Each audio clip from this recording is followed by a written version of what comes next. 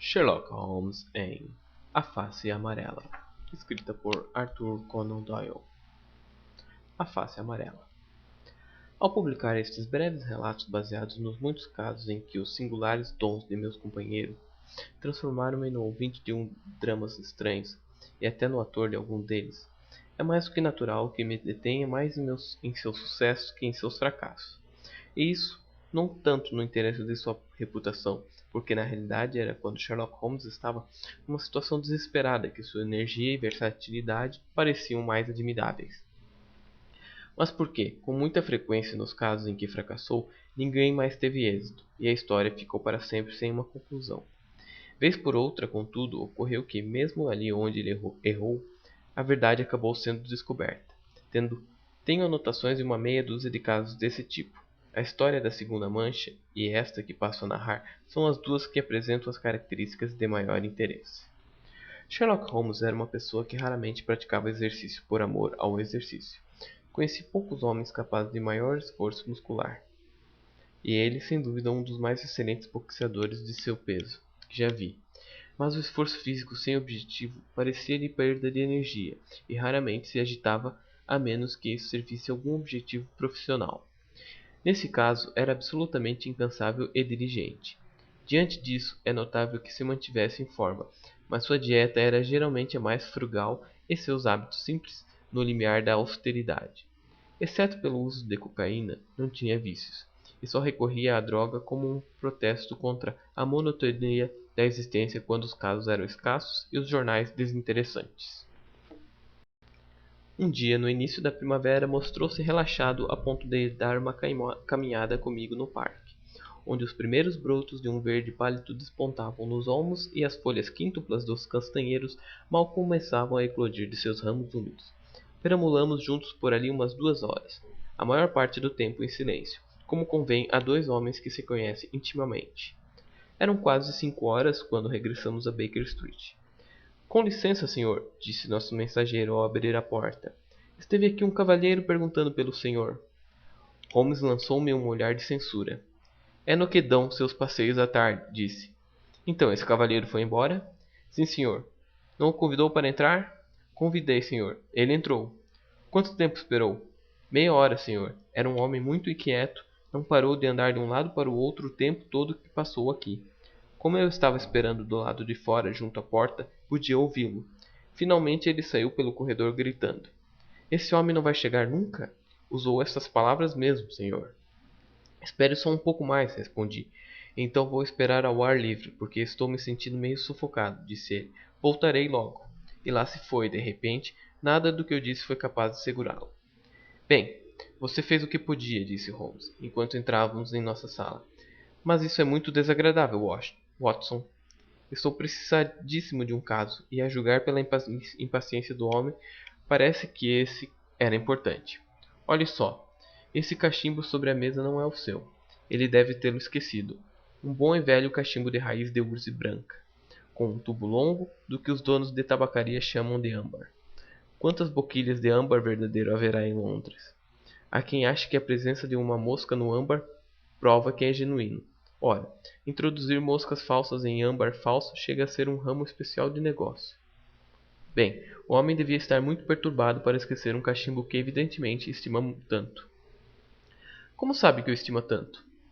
Bem, eu calcularia o custo original do cachimbo em 7 shillings e 6 pence. Agora veja, ele foi consertado 2 vezes, uma vez no tubo de madeira e uma vez no âmbar. Esses dois consertos, feitos, como pode observar, com ligaduras de prata, devem ter custado mais que o próprio cachimbo. O sujeito só pode estimar muito esse cachimbo se prefere remendá-lo a comprar um novo com o mesmo dinheiro. Mais alguma coisa? Perguntei porque Holmes estava virando o cachimbo na mão e contemplando com sua peculiar maneira pensativa. Ele o levantou e deu-lhe batidinhas com seu comprido e magro dedo indicador, como um professor que dissertasse acerca de um osso. Cachimbos são por vezes de extraordinário interesse, disse. Nada tem mais individualidade, exceto talvez relógios e cadarços de sapato.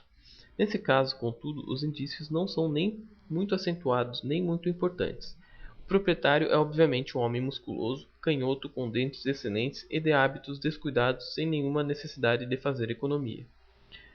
Meu amigo lançou essas informações como se nada fosse, mas vi que estava de olho em mim para ver se eu acompanhara seu raciocínio. Você acha que um homem deve ser rico se fuma um cachimbo de 7 shillings? Perguntei.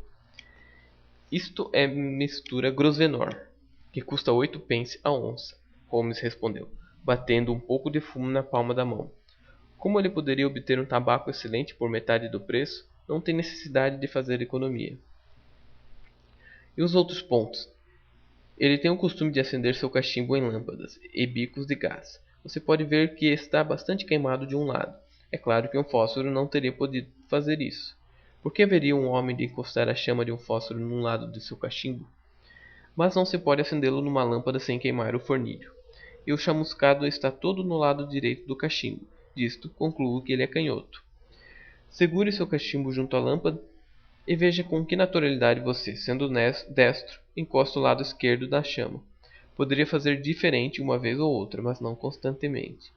Esse foi sempre segurado dessa maneira. Além disso, ele mordeu fundo o seu âmbar. É preciso um sujeito musculoso, forte e com bons dentes para fazer isso. Mas se não me engano, ouço os passos dele na escada. Vamos ter algo mais interessante que seu cachimbo para estudar. Um instante depois, nossa porta se abriu e um jovem alto entrou em nossa sala.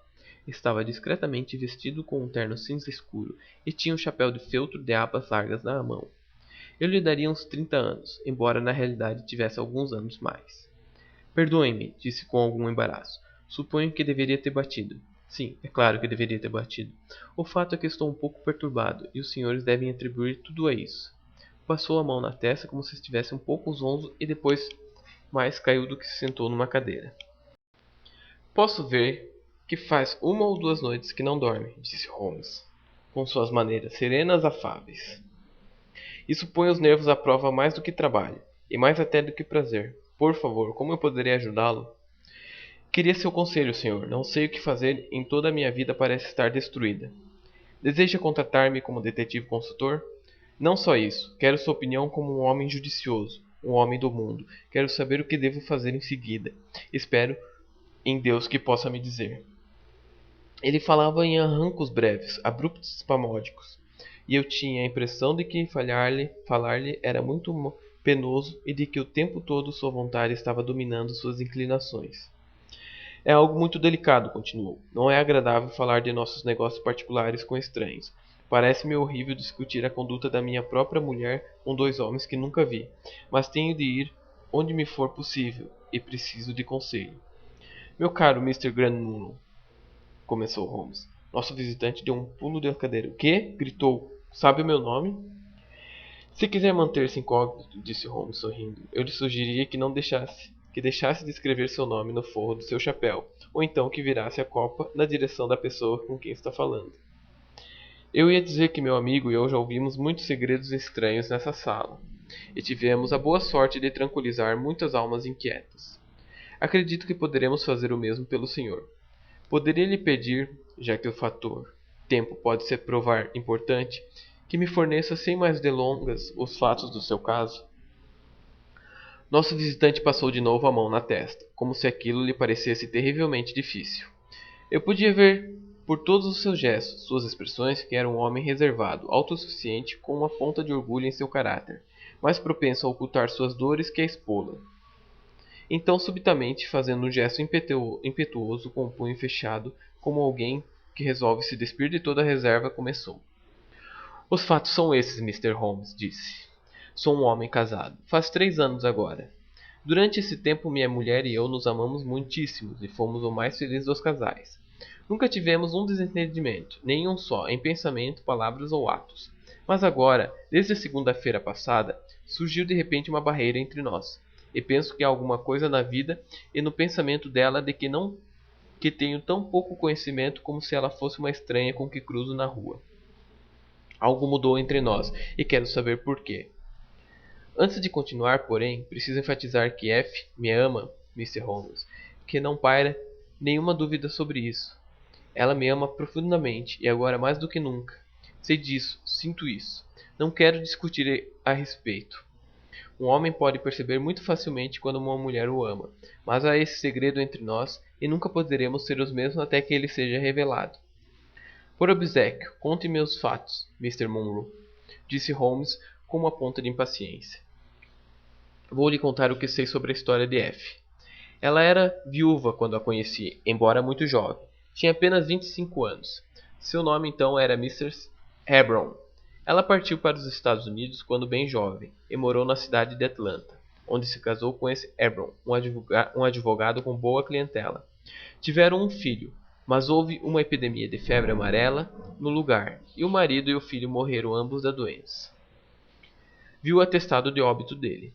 Desgostosa dos Estados Unidos, ela voltou para viver com uma tia solteira na cidadezinha de Pinner, no Middlesex. Devo mencionar que o marido a deixara em boa situação. Ela ficou com um capital de cerca de 5.400 libras, tão bem investido por ele que rendia em média cerca de 7%. Fazia apenas 6 meses que ela estava em Pinner, quando a conheci. Apaixonamo-nos e algumas semanas depois estávamos casados. Como eu sou um negociante de lúpulo e tenho uma renda de 700 ou 800 libras, vimos-nos numa situação confortável e alugamos uma ótima casa por 800 libras ao ano em Norbury. Nosso pequeno povoado é muito rústico, considerando-se que fica tão perto da cidade. Temos uma estalagem e 2 casas, um pouco acima da nossa, e um chalé simples do outro lado do campo fronteira à nossa casa. Fora isso, não há casa nenhuma até que se percorra metade do caminho para a estação. Meus negócios levavam-me à cidade em certas estações, mas no verão, quando tinha menos coisas a fazer, minha mulher e eu éramos tão felizes quanto se poderia desejar em minha casa de campo. Acredite-me, nunca houve uma sombra entre nós até esse maldito problema começar. Preciso lhe dizer uma coisa antes de continuar. Quando nos casamos, minha mulher transferiu todos os seus bens para mim. Muito contra a minha vontade, pois eu via o quanto isso seria inconveniente se as coisas fossem mal com meus negócios. Mas ela quis assim, e assim foi feito. Bem, cerca de 6 semanas atrás, ela me disse: Jack, quando você recebeu meu dinheiro, disse que se algum dia eu precisasse de alguma quantia, bastaria lhe pedir. Certamente, respondi, é tudo seu. Bem, disse ela, quero 100 libras. Fiquei um pouco espantado com isso, porque imaginara que era simplesmente um vestido novo, ou algo do gênero, que ela poderia estar desejando. Mas para que diabos? Oh, respondeu ela, num tom brincalhão. Você disse que era apenas meu banqueiro, e banqueiros, você sabe, nunca fazem perguntas. Se está falando sério, claro que terá o dinheiro. Sim, estou falando sério. E não vai me contar para o que quer? Algum dia, talvez, mas não agora, Jack. Assim, tive de me contentar com isso, embora fosse a primeira vez que um segredo se interpunha entre nós. Dei-lhe um cheque e não pensei mais no assunto. Pode ser que isso nada tenha a ver com o que aconteceu posteriormente, mas achei que não deveria deixar de mencioná-lo. Bem, como lhe disse, há um chalé não muito longe da nossa casa. Apenas um campo nos separa dele. Mas para chegar lá é preciso tomar a estrada e depois virar numa senda. Logo além dele há um lindo bosquezinho de pinheiros, e eu gostava muito de passear por ali, pois árvores são sempre criaturas amistosas. Fazia 8 meses que o chalé estava vazio, o que era uma pena, porque é uma bonita construção de 2 pavimentos, com uma varanda no velho estilo, rodeada de madressilvas. Muitas vezes eu ficava ali parado, pensando que linda casinha de campo ela daria. Bem, na tarde da segunda-feira passada, eu fazia um passeio por aqueles lados quando dei com um carroção vazio subindo a senda e vi um monte de tapetes e objetos no gramado junto à varanda. Estava claro que finalmente o chalé fora alugado. Passei por ele, pensando que tipo de gente era aquela que iria morar tão perto de nós. Enquanto olhava, percebi de repente que um rosto me observava de uma das janelas do segundo andar. Não sei o que havia naquele rosto, Mr. Holmes, mas ele me provocou um arrepio espinha abaixo. Como estava a certa distância, não pude distinguir os traços, mas havia algo de anormal e inumano naquela face. Essa foi a impressão que tive, e adiantei-me rapidamente para ver mais de perto a pessoa que me observava. Quando me movi, porém, a face desapareceu subitamente, tão subitamente que me pareceu que havia sido puxado para a escuridão do quarto. Fiquei 5 minutos ali refletindo sobre o episódio e tentando analisar minhas impressões. Não sabia ao certo se aquele rosto era de um homem ou de uma mulher. Estivera muito longe de mim para isso. O que mais me impressionara, porém, fora a sua cor. Era lívido de um amarelo fosco e tinha uma dureza, uma rigidez chocantemente artificial. Fiquei tão perturbado que decidi dar uma olhada melhor nos novos moradores do chalé. Aproximei-me e bati à porta, que foi imediatamente aberta por uma mulher alta, descarnada, com um semblante carrancudo ameaçador.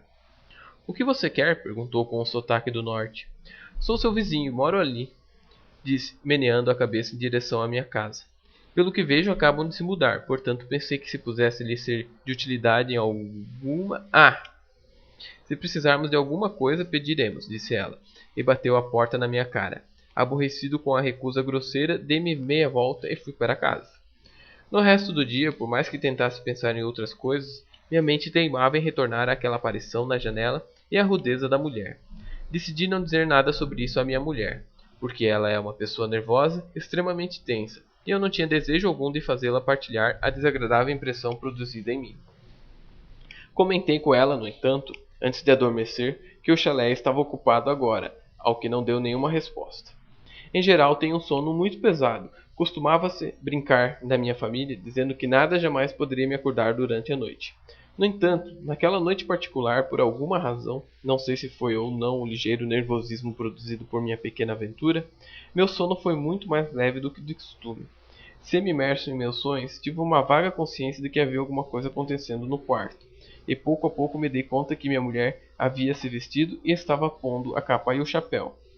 Meus lábios se entreabriram para murmurar algumas sonolentas palavras de surpresa ou reprovação diante daquele daquela toilette contemporânea.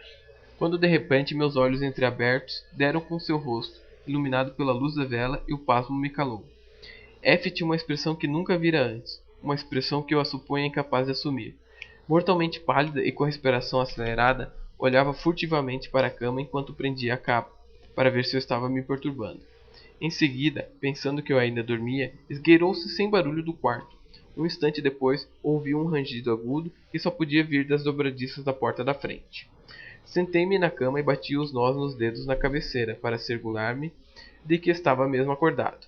Em seguida, tirei meu relógio debaixo do travesseiro. Eram 3 horas da manhã. Que diabos poderia minha mulher estar fazendo na estrada deserta às 3 horas da manhã? Fiquei ali uns 20 minutos dando tratos à bola e tentando encontrar alguma explicação possível. Quanto mais eu pensava, mais extraordinário e inexplicável aquilo parecia.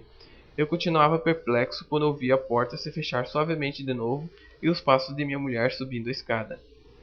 "Onde foi que você se meteu, F?" perguntei quando ela entrou. Ela teve um forte sobressalto e soltou uma espécie de grito sufocado. E esse sobressalto e grito me perturbaram mais do que todo o resto, pois revelavam uma culpa indescritível. Minha mulher sempre tivera uma natureza franca, aberta, e deu-me um calafrio vê-la entrando furtivamente em seu próprio quarto, estremecendo ao ouvir a voz do próprio marido. "Está acordado, Jack?" exclamou com um riso nervoso. Ora, pensava que nada podia acordá-lo. "Onde você esteve?" perguntei mais severamente. "Não me admira que esteja surpreso", disse ela, e pude ver que seus dedos tremiam enquanto desatava a capa. "Ora, não me lembro de jamais ter feito uma coisa como essa antes em toda a minha vida. O fato é que me senti como se estivesse sufocando e tive um grande desejo de respirar um pouco de ar puro. Realmente, penso que teria desmaiado se não tivesse saído. Passei alguns minutos junto da porta e agora sinto-me perfeitamente bem de novo." Durante todo o tempo em que me contava essa história, ela não olhou uma vez sequer na minha direção, e sua voz estava muito diferente do habitual. Ficou evidente para mim que dizia uma falsidade. Não disse nada em resposta, mas virei a cabeça para a parede, triste, a mente cheia com mil dúvidas e desconfianças maldosas. Que estava minha mulher escondendo de mim? Onde estivera ela durante aquela estranha expedição? Senti que não teria paz enquanto não soubesse, mas ao mesmo tempo relutava em lhe fazer novas perguntas depois que me disseram uma falsidade. Durante todo o resto da noite eu me virei e revirei, formulando teoria após teoria, uma das mais improváveis que a outra. Devia ter ido a City aquele dia, mas minha mente estava perturbada demais para que eu tivesse condições de prestar atenção a assuntos de negócio. Minha mulher parecia igualmente angustiada, e eu podia ver pelas olhadelas indagativas que não parava de me lançar que compreendia que eu não acreditara na sua explicação, e já não sabia o que fazer. Mal trocamos uma palavra durante o desjejum, mas imediatamente depois eu saí para uma caminhada. Queria poder refletir sobre a questão ao ar fresco da manhã. Fui até o pastel, passei 1 hora nos jardins e estava de volta a Newbury a 1 hora. Como por acaso, meu caminho me fez passar pelo chalé. Parei um instante para olhar as janelas e ver se podia vislumbrar o estranho rosto que me observara nas vésperas. Enquanto permanecia ali parado, imagine minha surpresa, Mr. Holmes, quando a porta se abriu de repente e minha mulher saiu. Fiquei mudo de assombro ao vê-la, mas minhas emoções não eram nada comparadas às que se revelaram na face dela quando nossos olhos se encontraram. Por um instante ela pareceu desejar enfiar-se de novo na casa. Depois, vendo que qualquer dissimulação seria absolutamente inútil, avançou, com uma face muito branca e os olhos assustados que desmentiam o sorriso que tinha nos lábios. Ah, Jack, disse. Acabo de entrar para ver se podia ser de alguma utilidade para nossos novos vizinhos. Por que me olha assim, Jack? Está zangado comigo? Então foi aqui que veio durante a noite? O que quer dizer? Você veio aqui, tenho certeza. Quem são essas pessoas para você visitá-las numa hora como aquela? Não estive aqui antes. Como pode me dizer o que sabe ser falso? Exclamei. Até sua voz muda quando você fala. Quando foi que já tive algum segredo para você? Vou entrar nesse chalé e tirar esse assunto a limpo. Não, Jack, não, pelo amor de Deus, disse ela arfando incontrolável emoção.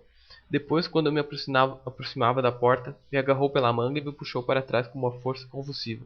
Imploro que não faça isso, Jack, exclamou. Juro que lhe contarei tudo algum dia, mas só desgraça poderá acontecer se você entrar nesse chalé. Depois, quando tentei me desvencilhar dela, agarrou-se a mim, suplicando freneticamente. Confie em mim, Jack, gritou. Confie em mim, só dessa vez. Nunca terá motivo para se arrepender. Sabe que não teria um segredo para você se não fosse para seu próprio bem. São nossas vidas que estão em jogo. Se vier para casa comigo, tudo ficará bem. Se entrar à força naquele chalé, tudo estará terminado entre nós. Havia tal veemência e tal desespero em suas maneiras que essas palavras me detiveram e fiquei parado, indeciso diante da porta. Confiarei em você sob uma condição, e somente sob essa condição, disse eu por fim. É que esse mistério termine a partir desse momento. Você está livre para se preservar seu segredo, mas tem de me prometer que não haverá mais visitas noturnas, mais nenhuma ação que não seja do meu conhecimento. Estou disposto a esquecer o que se passou, se prometer que nada disso se repetirá no futuro. Eu tinha certeza que você confiaria em mim, exclamou ela com um grande suspiro de alívio. Será exatamente como quer. Venha, vamos para casa. Ainda me puxando pela manga, ela me levou para longe do chalé. Enquanto caminhávamos, dei uma olhada para trás, e lá estava aquela face lívida amarela espiando-nos pela janela acima. Que relação poderia haver essa criatura e minha mulher? Ou como poderia a mulher grosseira, rude, que eu vira na véspera estar vinculada a ela? Era um enigma estranho, e eu sabia que minha mente não voltaria a encontrar descanso até que eu desvendasse. Durante 2 dias depois disso não saí, e minha mulher pareceu submeter-se lealmente à nossa combinação, pois até onde sei também não pôs o pé fora de casa só uma vez. No terceiro dia, contudo, tive ampla prova que sua promessa solene não era suficiente para subtraí-la da influência secreta que a afastava do seu marido e do seu dever. Eu fora à cidade aquele dia, mas voltara pelo trem das 14h40, e não pelo das 15h36, que costumo tomar. Quando entrei em casa, a criada correu ao vestíbulo com o rosto assustado. Onde está a senhora? Perguntei. Acho que saiu para dar uma caminhada. Minha mente encheu-se de desconfiança imediatamente. Corri ao segundo andar para me assegurar de que ela não estava em casa. Ao fazê-lo, olhei por acaso por uma das janelas de cima e vi a criada com quem acabara de falar correndo pelo campo na direção do chalé. Compreendi exatamente, é claro, o que tudo aquilo significava. Minha mulher fora para lá e pedira à criada para chamá-la caso eu voltasse. Tremendo de raiva, desci e saí correndo, decidido a pôr aquele assunto em pratos limpos de uma vez por todas. Vi minha mulher e a criada virem correndo de volta pela senda, mas não parei para falar com elas. O segredo que lançava uma sombra sobre a minha vida encontrava-se no chalé. Jurei que, se acontecesse o que acontecesse, não haveria mais segredos. Ao chegar, nem bati à porta, girei a maçaneta e me precipitei no corredor. Tudo estava tranquilo e silencioso no térreo. Na cozinha, uma chaleira assobiava no fogo e um grande gato preto dormia, enroscado em sua cesta. Mas não havia sinal da mulher que eu vira antes. Corria a outro cômodo, mas estava igualmente deserto. Subi então às pressas, mas o que encontrei foram 2 outros cômodos vazios, desertos. Não havia ninguém na casa toda. Os móveis e os quadros eram do tipo mais comum e vulgar, exceto no quarto em cuja janela eu vira a face estranha. Esse era confortável e elegante, e todas as minhas desconfianças decuplicaram quando vi, no aparador da lareira, uma cópia de uma fotografia de corpo inteiro de minha mulher, tirada a meu pedido apenas 3 meses atrás. Fiquei lá tempo suficiente para me assegurar de que a casa estava absolutamente vazia. Depois fui embora, sentindo no coração um peso que nunca experimentara antes. Minha mulher acorreu ao vestíbulo quando entrei em casa, mas eu, ferido e irritado demais para falar com ela, segui direto para o meu gabinete. Mas ela me seguiu, entrou antes que eu pudesse fechar a porta. Sinto muito por ter quebrado minha promessa, Jack, disse ela, mas se você conhecesse todas as circunstâncias, tenho certeza que me perdoaria. Conte-me tudo então. Não posso, Jack, não posso. Enquanto não me disser quem está morando naquele chalé e para quem você deu aquela fotografia, não pode haver nenhuma confiança entre nós, disse eu, e dando-lhe as costas, saí de casa. Isso foi ontem, Mr. Holmes. Desde então não voltei a vê-lo. Nem sei nada sobre essa estranha história. É a primeira sombra que se interpõe entre nós, e abalou-me tanto que não sei o que deveria fazer. Subitamente, essa manhã ocorreu-me que o senhor era o homem para me aconselhar. Assim vim correndo à sua procura, e me ponho inteiramente em suas mãos. Se há algum ponto que não deixei claro, por favor, interrogue-me. Mas acima de tudo, diga-me logo o que devo fazer, porque esse sofrimento é mais do que posso suportar. Holmes e eu tínhamos ouvido com o mais profundo interesse esse relato extraordinário, pronunciado à maneira espasmódica, interrompida de um homem sob a influência de emoções extremas. Meu companheiro permaneceu em silêncio por algum tempo, o queixo na mão, perdido em pensamentos. Diga-me, disse por fim, poderia jurar que foi o rosto de um homem que viu a janela? Todas as vezes que o vi estava a alguma distância do chalé, de modo que me é impossível saber. O senhor parece, no entanto, ter ficado desagradavelmente impressionado por ele. Parecia de uma cor antinatural e havia uma rigidez estranha nos traços. Quando me aproximei, desapareceu abruptamente. Quanto tempo faz que sua mulher lhe pediu 100 libras? Quase 2 meses. Já viu alguma vez uma fotografia do primeiro marido dela? Não. Houve um grande incêndio em Atlanta, logo depois que ele morreu e todos os seus papéis foram destruídos. Mas apesar disso, ela tinha a certidão de óbito. O senhor disse que a viu? Sim, ela obteve uma cópia após o incêndio. Encontrou alguma vez alguém que disse nos Estados Unidos? Não. Alguma vez ela falou em voltar lá? Não. Ou recebeu cartas de lá? Não. Muito obrigado. Gostaria de refletir um pouco sobre o assunto agora. Se o chalé tiver sido permanentemente abandonado, poderemos ter alguma dificuldade. Se, por outro lado, como me parece mais provável, os moradores foram alertados de sua aproximação e saíram antes que o senhor entrasse, ontem, poderão estar de volta agora, e elucidaríamos tudo isso facilmente. Permita-me aconselhá-lo, portanto, a retornar a Norbury e examinar as janelas do chalé de novo. Se tiver razões para acreditar que está habitado, não tente entrar à força. Mande-nos um telegrama. Em menos de uma hora, meu amigo e eu estaremos com o senhor, e poderemos esclarecer toda essa questão em muito pouco tempo. E se continuar vazio? Nesse caso, iremos lá amanhã, e discutiremos o caso com o senhor. Até logo, mas sobretudo não se desespere, até saber que realmente tem motivo para tanto. Temo que esse seja um caso grave, Watson, disse meu companheiro, depois de conduzir Mr. Grandmoor à porta. Que ideia fez dele? Deu-me uma impressão ruim, respondi. Isso. Ou muito me engano, ou a chantagem envolvida nessa história. E quem é o chantagista? Bem, deve ser a criatura que ocupa o único quarto confortável da casa e tem a fotografia dela sobre a lareira. Palavra, Watson. Há algo de muito atraente nessa face lívida à janela. Eu não teria perdido esse caso por nada nesse mundo. Tem uma teoria? Tenho uma teoria provisória, mas ficarei surpreso se não me mostrar correta. O primeiro marido dessa mulher está naquele chalé. Por que acha isso? De que outra maneira explicar sua ansiedade frenética em impedir que o segundo marido entre lá? Os fatos, como os interpreto, são mais ou menos estes. Essa mulher casou-se nos Estados Unidos.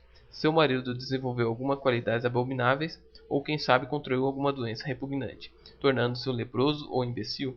Ela acaba fugindo dele, volta para a Inglaterra, muda de nome e começa, segundo penso, uma vida nova.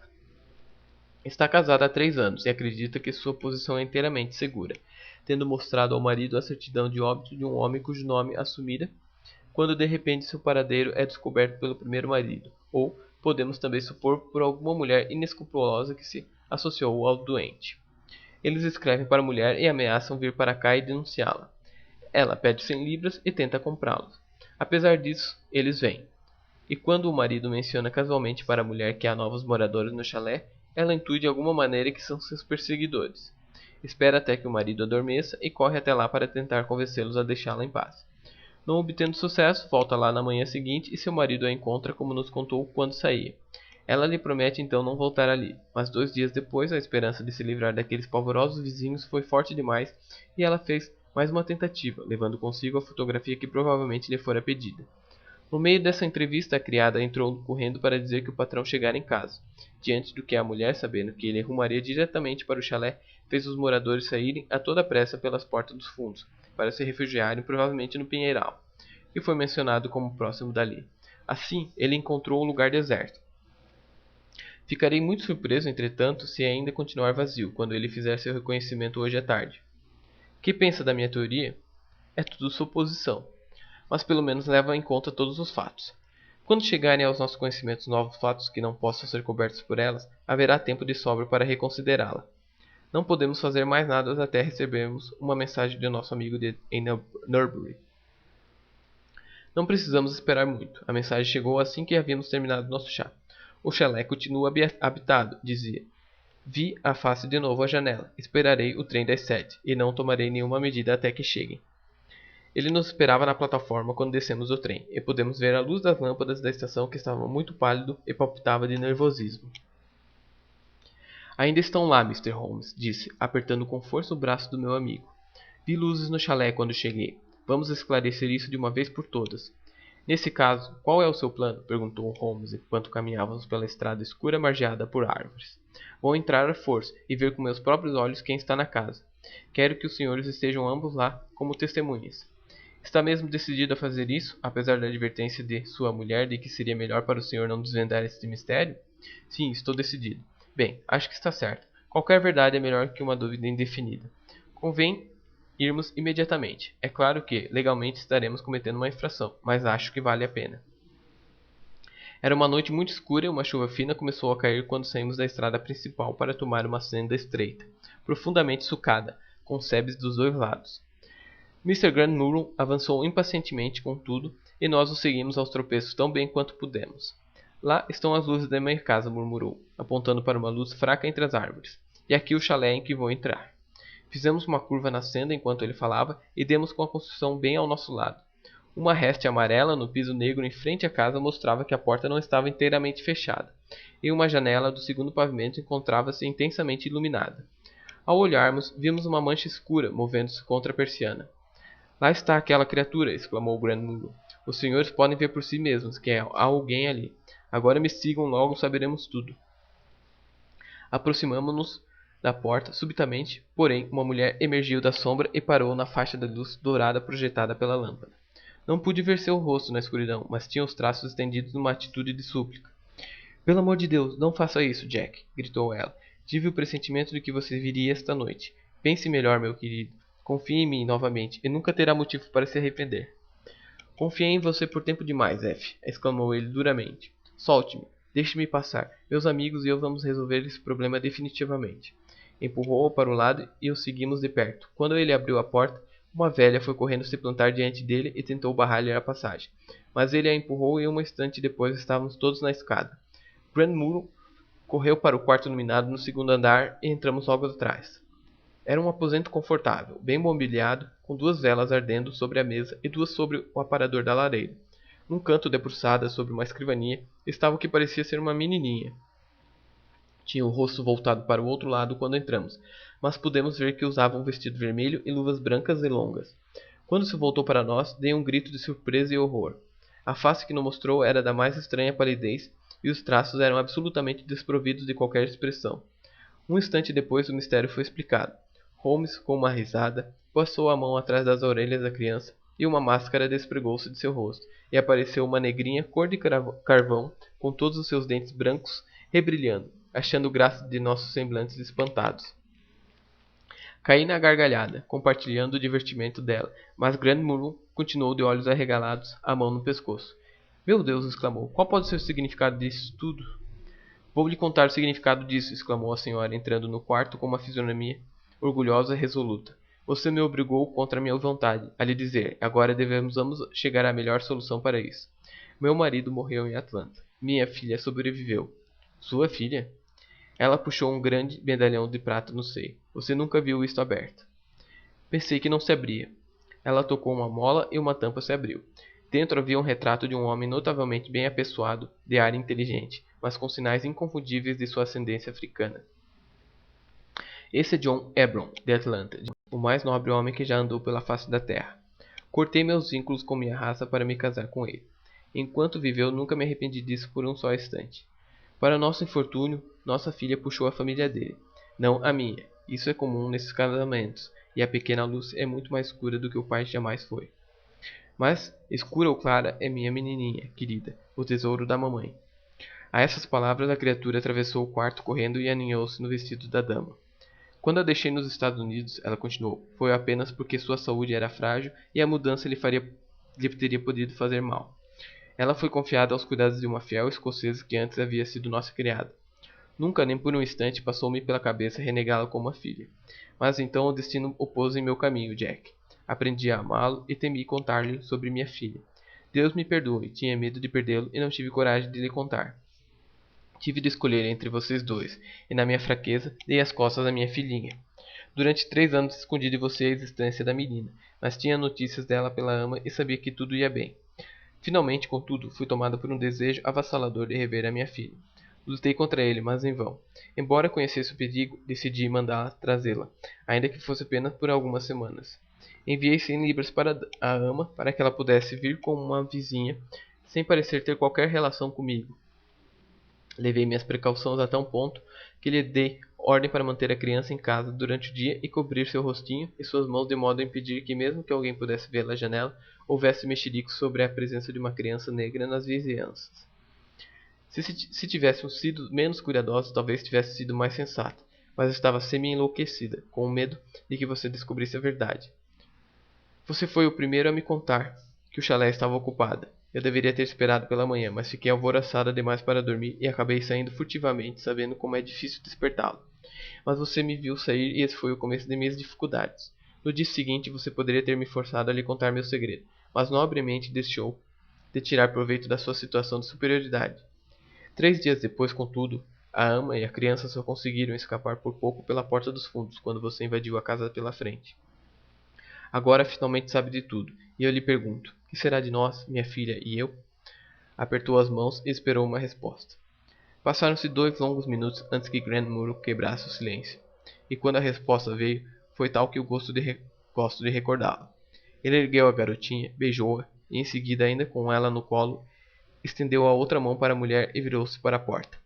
Poderemos conversar sobre isso mais confortavelmente em casa, disse. Não sou um homem muito bom, F, mas acho que sou o melhor do que você supunha. Holmes e eu seguimos pela senda e quando chegamos à estrada pelo meu amigo puxou-me pela manga. Penso que seremos mais úteis em Londres que em Newbury. Não disse mais nenhuma palavra sobre o caso até tarde, naquela noite, quando estava se dirigindo para seu quarto, a vela acesa na mão. Watson, se alguma vez você tiver a impressão de que estou ficando um pouco confiante demais em meus poderes ou me aplicando menos a um caso do que ele merece, por gentileza sussurre Newbury ao meu ouvido e eu lhe serei infinitamente grato.